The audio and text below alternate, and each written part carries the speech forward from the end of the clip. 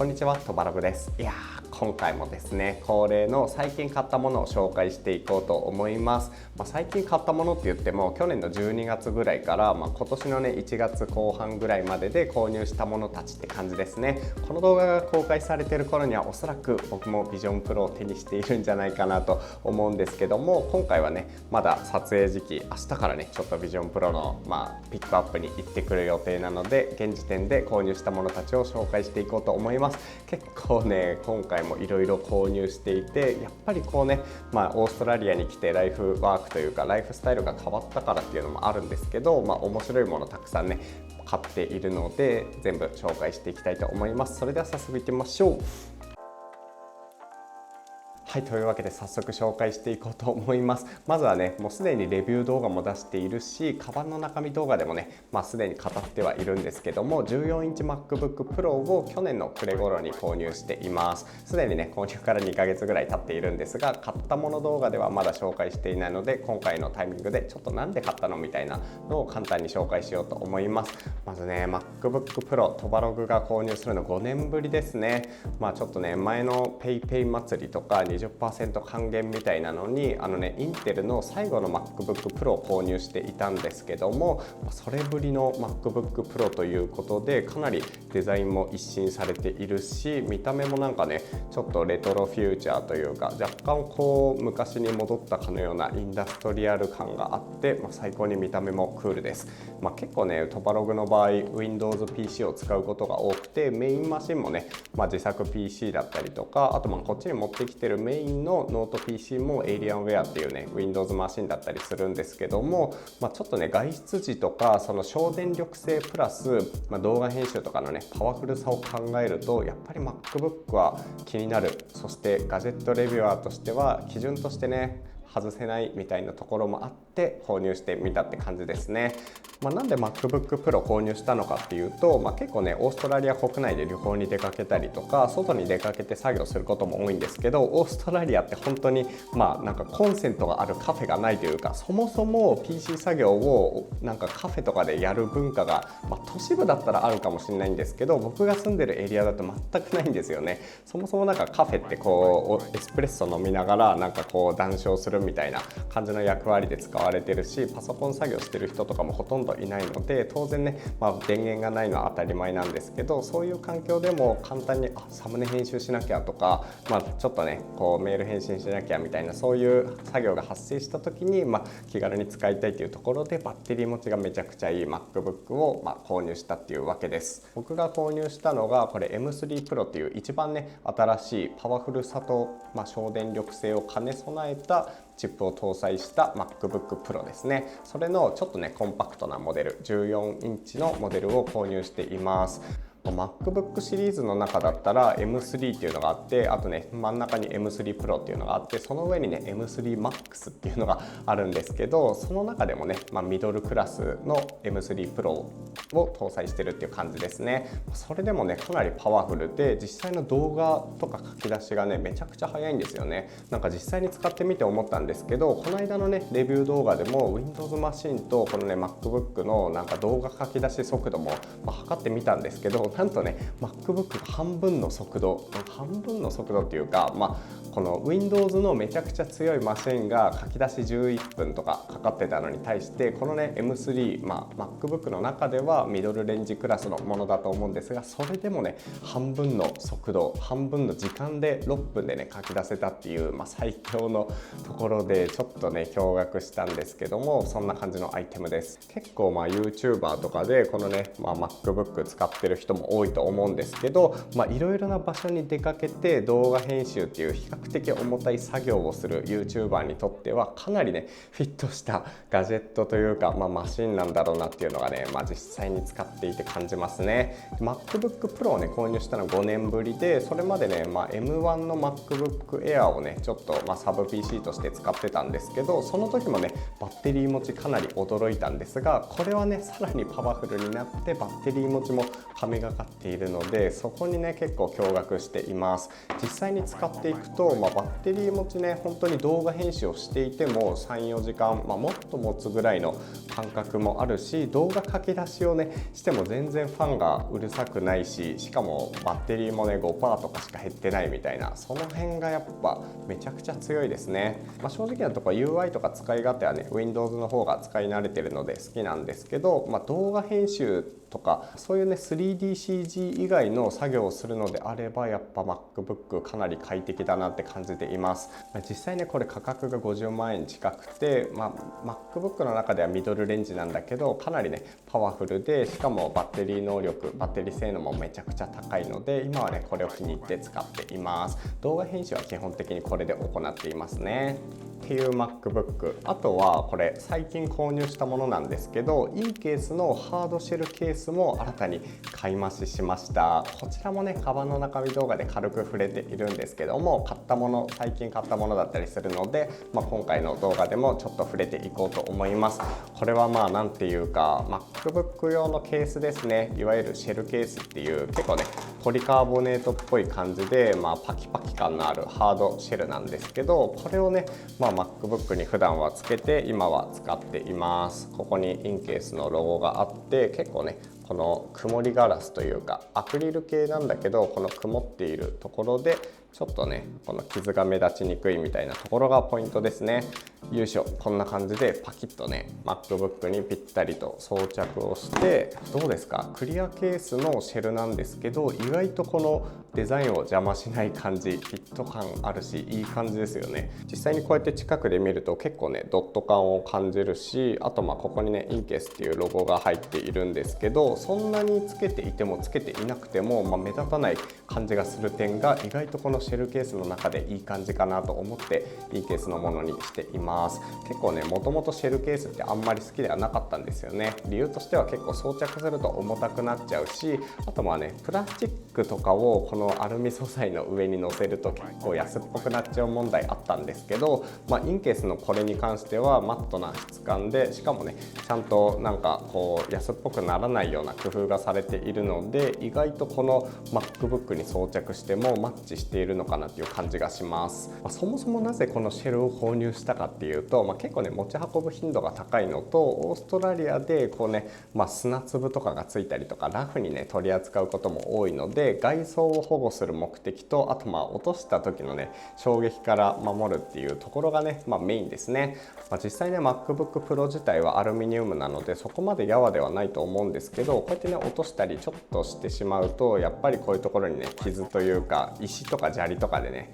ちょっと傷がついちゃうじゃないですか。そういうのからこれがあれば保護してくれるかなっていうところで、日本国内にいるとあんまり気にしなくていいようなところも割とね、こっちのビーチスタイルというかビーチの街とかだとね結構気になったりするので、こういうシェルケースを購入したって感じですね。でしかもこの間ね飛行機に乗った時に割とこういう面で圧迫されてしまって、このね MacBook のこのキーボードのここの際のところで、ここのディスプレイがねさーって薄くね傷になってしまってるんですよね。それがめちゃくちゃショックだったので、できるだけ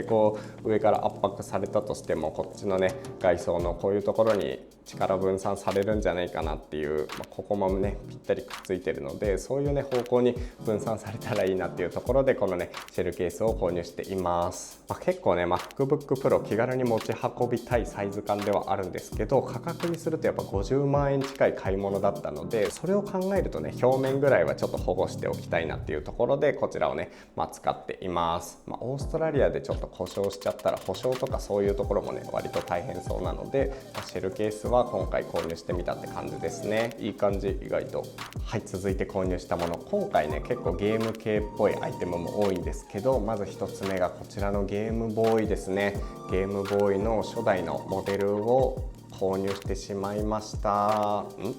ここにライトって書いてあるんですが、実はこれゲームボーイじゃなくてゲームボーイ型のライトなんですね。ゲームボーイ型ランプで、これすごくないですか？普通にねオーストラリアの家電量販店で売っていて、なんだこれはと思ってもう即買いしてしまったものなんですけども、こちらをね購入しています。でこれ結構すごいのが、これ公式ライセンスマークついてるんですよ。なので公式が認めたライトっていう感じですね。結構オーストラリアこういうねレトロゲーというかゲーミング系のアクセサリーというかね、そういうのが売っていて、これこの間紹介したものなんですけど、スーパーマリオのライトもこれオーストラリアで売っていて可愛くて購入してしまったし、その後にねこれを見かけて購入してしまったというわけなんですね。ちょっとねどんな感じなのか開封していきたいと思います。価格としてはね2000円ぐらいだったのですごい簡素なものではあるんですけど、すごいこれサイズ感とか雰囲気とかもう完全にゲームボーイです。ゲームボーイやばい。実家に未使用品のゲームボーイがあるんですけど、それと比べたいぐらいね見た目がかっこいいです。でちょっと違うところがここにスタンドになっていて、でこれをね立てかけてこんな感じで、照らしてくれるというアイテムですね。で実際にねボタンを押すこととかはできなくて、これ自体もね本当に安っぽいこのプラスチックのケースっぽい感じなんですが、型だけはね多分本物から取っているのかめちゃくちゃいい感じです。でここにバッテリーを入れるんだろう。あんまり力かけるとね壊れそうなので、この電動ドライバーの先っちょをこう回して、意外と深い。あ、単3じゃない、単4電池だ。単4電池です。単4電池を入れてパチッと閉めて、まさかの単4電池でしたね。ゲームボーイの初代はね単3電池4本を使うめちゃくちゃ強そうな感じだったんですけど、これはライトということで単4電池っぽいです。実際につけてみると、お、すごいこんな感じで光ります。画面がとかじゃなくても本体自体のここにすんごい簡易的な多分なんか LED のライトかなんかが備わっていて、それでねこの内側を光らせるというパワープレイですね。これはなんか雑なのかすごい精巧に作られているのか全くわからない感じなんですけど、これをね例えばこの辺とかに置いておいて動画を撮っていると、なんだあの光ってるのはみたいな感じになりますね。ちょっと小さすぎるかな。動画撮影してるのがこの辺とかで、この後ろとかにね壁とかがあればこんな感じで、なんだあのゲームボーイはっていう感じだと思うんですけど、これはなんかすごくいいかも。これはもうね日本に帰っても背景にして使いたいようなアイテムですね。でライトのオンオフもこれ結構芸が細かいんですけど、本格的なねこのリアルなスイッチオンオフの電源ボタンがあって、これをカチッとやるとちゃんとねここでつくっていうところです。いやなんかサウンドとかついててピコーンとかなったら最高なんですけどね、これはでも2000円にしては高いような気もするけど、なんかインテリアとしてはめちゃくちゃ可愛い。こうやって入れといてこうやってね光らせても本当にいい感じじゃないですかこれ。うわー、これはちょっとあと1個ぐらい欲しいな。なんかすごい投げ売りされてたんですよね。なんか、オーストラリアのねアマゾンには売ってるっぽいんですけど、なんとこの商品有機添加剤である BDP で作られており、家庭で堆肥化することができるので自然にね分解される素材でできてるそうです。なんか環境にめっちゃ配慮しててすげえ面白いこれ。うわすごい、日本のアマゾンでも一応売ってるわ。7600円という感じで価格3倍ぐらいするんですけど、正直7000円でもいいからちょっと欲しいっていう人もいそう。はいっていう感じのゲームボーイライト、これはねもうインテリアとしてここにね飾っておこうと思います。こんな感じで。はい、続いて購入したものはこちらですね。この α6700 っていうミニマルなソニーの APS-C ミラーレスに装着しているこのカメラストラップを購入しています。これは結構ねベストマッチというか、かなりマッチ感がすごくないですか。この全体的に統一されたミニマル感と、このストラップのね細いながらも機能的っぽい感じがいい感じなんですけど、今回はこのピークデザインのリーシュっていう、薄めのコンパクトめのねカメラストラップを購入しています。こんな感じで専用のねギミックで取り外しできるもので、普通にねオーストラリアの家電量販店で購入した感じですね。こんな感じ。ピークデザインって結構ね人気なので知ってる人も多いと思うんですけど、こんな感じのカメラアクセサリーメーカーですね。こういうバックパックとかこういうストラップとかそういうのをね展開している企業で、一番特徴的なのがここですよね。このアンカーリングっていうんですけど、こ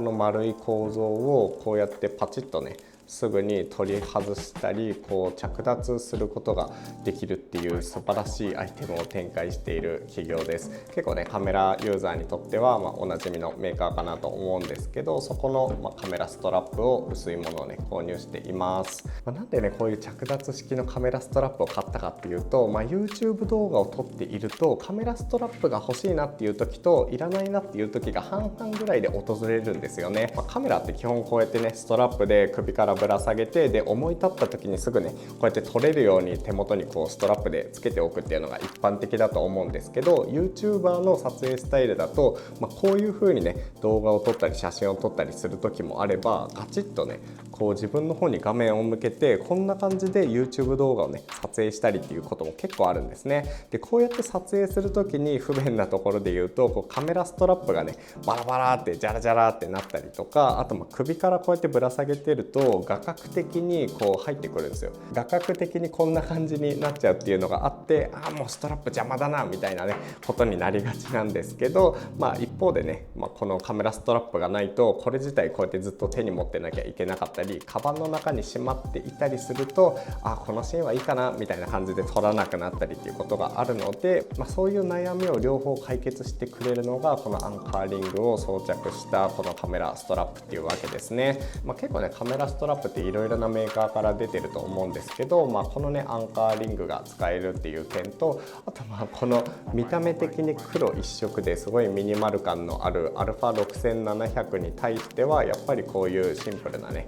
カメラストラップの方が合うかなと思ってこれを購入しています。で結構ね最近これで YouTube 動画を撮るっていう Vlog スタイルってそんなになくて、iPhone で撮ることが多いんですけど、家族でね写真を撮る時ってこうやってぶら下げておいて子供のね写真をこうパシャパシャ撮ったりもするんですよね。オートフォーカスが使えるので Leica M10 と使い分けしたりもしているんですけど、そういう時にやっぱりカメラストラップあった方が便利だなっていうところで今回ねこのカメラストラップを購入したわけです。で実際これ自体は細いストラップなんですけど、普通にね使い勝手は問題ないですね。これ自体も結構軽量だし、このねストラップの素材もシートベルトみたいな素材感なので合成もあるし、こうやってね肩からぶら下げて普通に使いやすいっていうところでこちらをね現在は愛用しています。というところで最近購入したアイテムの一つです。はい、続いて購入したもの、これはね結構最近よく使っているガジェットというかアイテムなんですけども、 XBOX のワイヤレスコントローラーロボットホワイトっていうやつですね。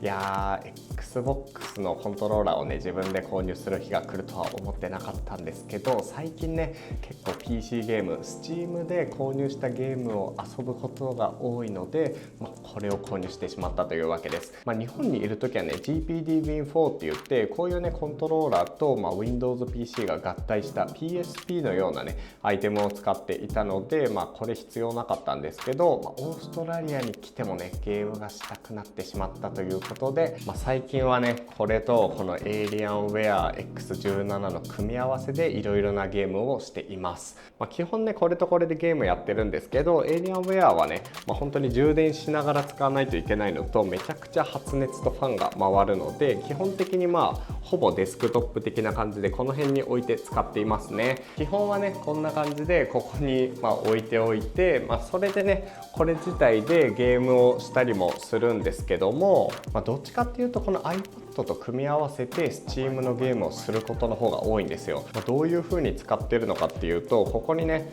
この Steam リンクっていうアプリがあるんですけど、これを使うとあそこに置いてある PC からデータとかをこっちに転送してワイヤレスでね iPad 内で Steam のゲームが楽しめるっていうわけなんですね。ゲーミング PC ってめちゃくちゃでかかったり厚かったり重かったりすると思うんですけど、 iPad は当然この薄さでこの軽さ、そして発熱も全くしないので、このままね寝ながらベッドでゲームをしたりとか、あとリビングにゲームをしたりとか、いろいろなところにね持ち運んでゲームができるっていうところで、この組み合わせを使って最近はねゲームをしています。このワイヤレスコントローラー自体は Bluetooth で直接 iPad とかスマートフォンとか、PC とかと接続ができるので、こうやってねいつも遊んでいるようなゲームとかをこのままね選んでプレイすることができるっていうわけですね。これは強い。こんな感じでそれぞれねワイヤレスながらも全然遅延を感じることなくぬるぬるとね操作することができます。これワイヤレスコントローラーっていうより iPad のね紹介みたいな感じになっちゃう気はするんですけど、こんな感じで基本的に普通に何の問題もなくね操作ができますね。こんな感じでなんかね戦闘みたいに動きが大きいこういうね動きだったとしても普通にね問題なくこうやって戦うことができるし、避けるのもねリアルタイムでできるので、この辺はね iPad とこのねワイヤレスコントローラーの組み合わせなかなか熱いですよね。で僕普通に市販用のホワイトモデルを使っているんですけども、なんとねユーザーさんからのコメントで XBOX デザインラボっていうところで購入すれば真っ白いモデルが作れるのにみたいなコメントをもらって見てみると本当に真っ白のモデルが作れる感じだったので、現在ねトバログこういう感じのデザインを自分でしてこれをね、待っている状態です。なので、今回ね XBOX のコントローラー購入はしているんですけど、新たにもう一つ届くっていうところでそれもね結構楽しみです。はい、続いて紹介するのはこちらねカバンの中身動画でも撮っているので詳しくは割愛したいところなんですけど、ウースっていうオーストラリアのねカメラアクセサリーメーカーのバックパックですね。これどうですか？カメラバッグなんですけど、カメラバッグとはとても思えないぐらい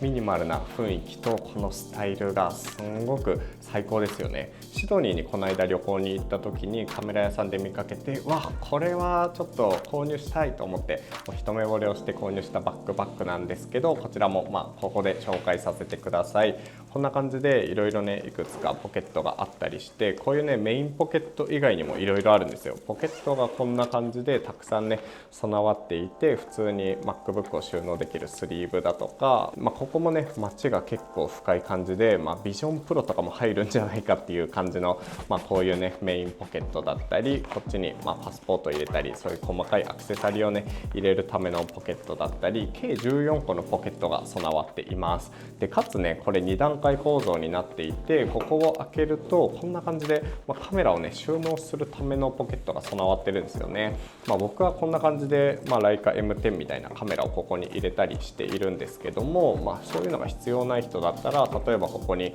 運動用のシューズを入れたりとか、ガジェットとかねそういうポーチ類入れてもいいし、なんならここにビジョンプロとか入るのかな、ちょっとね気になるんですけど、そういうのとかを入れてもいいしっていうところで、割とこの見た目のミニマルさながら使い勝手が洗練されているなっていうところがねやっぱり熱いポイントです。でカバンの中身動画でも紹介したんですけど、このバックパックはもうカバンのこの佇まいだけじゃなくてブランド自体もめちゃくちゃかっこいいんですよね。なんかねブランドサイトとかを見ていると、このカメラバッグだけじゃなくてあらゆるね、ウエストポーチみたいなのだったりガジェットポーチだったり、そういうものが全て統一された素材と、カラーリングで展開されてるんですよ。なのでこれをね購入してうわかっこいいと思っても、これ単発で終わるんじゃなくて、PC スリーブだとかガジェットポーチとか、あと普段使うトートバッグとか、そういうのも全てね同じ色味で統一できるっていうところで、こういうところ本当に最高だなと思って、そこでねファンになってしまいましたね。実はね思想としてはこのね iPad 用に作ってるハーフデイパックとか拡張するためのねガジェットポーチとかも同じようなね素材感で統一していて、ブランドの方向性はかなり近い系統にあると思うんですけど、すでにねそれをやっているメーカーというところで本当に最高だなっていう感じがしています。実際に身につけるとこんな感じですね。トバログが結構普段愛用している、こういうベージュ系の T シャツとかそういうものとね合わせてもかなり合いやすいんじゃないかなと思います。ただこの色に関しては結構ね好き嫌い選ぶと思うんですけど、他にもねグレーとか、あとブラックとかそういうカラーも展開されているので、気になる人はぜひチェックしてみてください。日本からでもね Amazon で購入することができます。はい、続いて最近購入した本のコーナーなんですけど、最近購入した本はハンドヘルドヒストリーっていうね、おなじみのトバログとか、ゲームボーイとかゲームボーイアドバンスとかそういうのが大好きだった世代にとってはねすんごい楽しそうな本を購入したので、こちらをね紹介しようと思います。全編ね英語ではあるんですけども、ただねペラペラめくっているだけでもすごい楽しめる内容ですね。これはこうやって結構ね重厚感のある感じです。めちゃくちゃ面白いんですよ。最初はゲームウォッチとかそういうのから始まるんですが、徐々にねゲームボーイのラインナップの紹介だったり、そもそもゲームボーイって何なのかみたいな説明だったりとかね、かなり事細かくね書かれてるんですよね。全てではないと思うんですけど、こんな感じで限定版のアイテムに関してもね、このキティちゃんのものまで紹介されていたりとか、あとめっちゃ懐かしくて、僕がね小学生の時に使っていたこのゲームボーイアドバンスのスイくんモデル、そして弟が使っていたラティアスモデルまでねちゃんと網羅されてるのがめちゃくちゃすごいです。でこういう風にねカセットの種類だったりとか、一番テンション上がったのがここですよね。これ誰もが忘れているであろうけど、誰もが持っていたこのゲームボーイの画面を照らすための、ライト、この LED ライトとか、こういうアクセサリーまで載ってるのすごくないですか？当時これね、暗闇とか布団の中でもゲームしたくて780円とかだったと思うんですけど、購入して使ってたのを思い出すわ。電池持ちとかがねすごく悪くなるんですけど、腹に背は変えられないというところで、これをね普段から使っていた記憶がありますとか、こういう感じの内容のものがねいろいろなゲームシリーズにわたって書かれてるんですよね。すごいよこれ。もちろんアナログポケットも載っていたりと、かなり詳細にねいろいろ書かれているので、ぜひねこういう携帯ゲーム機が好きな皆さんは手に取ってほしいアイテムです。多分ね日本の Amazon でも購入できると思います。はい、というわけで今回はここ最近の買ったものを、12月後半ぐらいから2月前半ぐらいまでのものをね紹介してみました。割とね年末年始を挟んだっていうところで、こういうねゲーム系のデバイスについてもいろいろと紹介しています。気になったものがあったらね、ぜひ概要欄の方にリンク貼っておくのでチェックしてみてください。それでは次の動画でお会いしましょう。ともログでした。